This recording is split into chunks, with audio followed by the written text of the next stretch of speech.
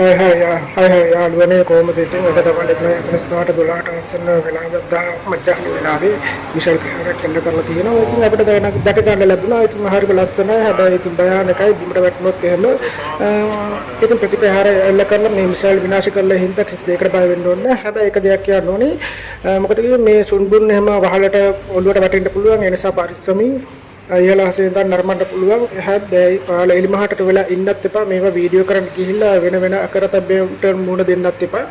විශේෂයෙන් කියන්න ඕනේ මේ සුන්බුන් එහෙම බිමට වැටෙනකොට ගිනි ගන්නත් සුළුයි. ඒ වගේම හුස්ම ගැනීම අපහසුතාවය ඇති වෙන්නත් පුළුවන්. ඒ නිසා කල්පනාවෙන් ඒ අසලට යන්න එපා. වහාම ආරක්ෂක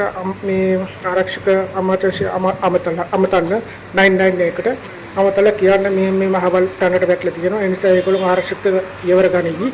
ඉතින් සැලකිය යුතු ලොකු විනාශයක් සිද්ධ වෙලා නැහැ. මේ ඉලක්ක කරලා තියෙන ගුවන් කඳවුරට. ඉතින් ඉහළහසෙම මේ හැම දෙයක්ම විනාශ කරන හින්දා කිසි ප්‍රශ්නයක් නැහැ. ඉතින් කියන්න ඕන දෙයක් තමයි මේ දේවල් Facebook අනම්මනම් අර WhatsApp අරමේ කොහෙවත් share කරන්න එපා. සමහර ඒවා TikTok එහෙම live දානවා. ඒව කරන්න යන්නත් එපා. මොකද ඒකෙන් ලොකු බලපෑමක් සිද්ධ වෙන්න පුළුවන්. ඒ නිසා ඒ දේවල් කරන්න එපා. ආර්ථික තනක ඉඳලා අහස නරඹන්න පුළුවන්. හැබැයි ගිනි ගන්න දේවල් වැඩිච්ච සුන්බුන් එහෙම වීඩියෝ කරන්න අල්ලන්න යන්නත් එපා. ඒ නිසා පරිස්සමින් ඉන්න හැමෝම